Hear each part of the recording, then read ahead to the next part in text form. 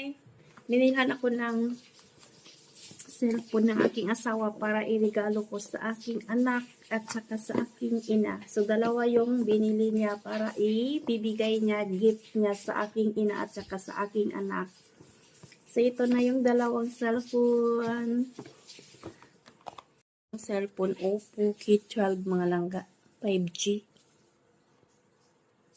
Cellphone para mga langga ay binili ng asawa ko para sa aking mama at anak ko sa Pilipinas mga langga. So, ito ay sobra 1,000 RMB ito mga langga. Magkano sa Pilipinas?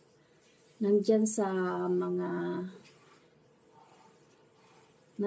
mga 8,000 more or 9,000 ito sa Pilipinas mga langga. So, nag-sell lang siya ngayon mga langga kasi maraming sell ngayon mga langga. So, nag-sell lang siya ng 700. So, 700 ang isa.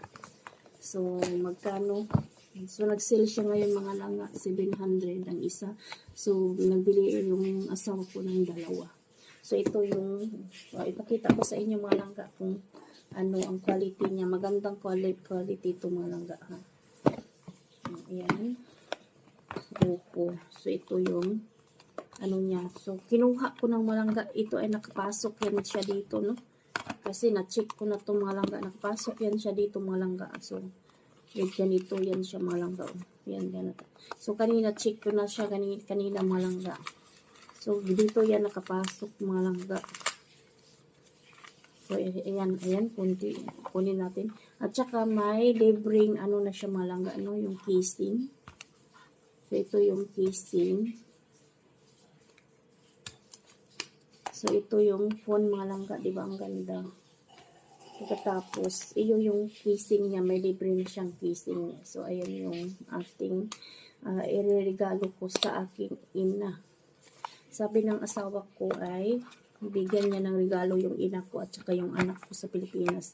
So, may libre na siyang charger mga langga. So, ito yung charger na. Libre yung charger. So, ito yung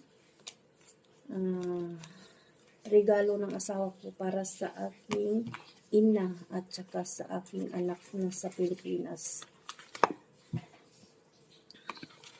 So, bali dalawa ito mga langga. Dalawang phone ito, no?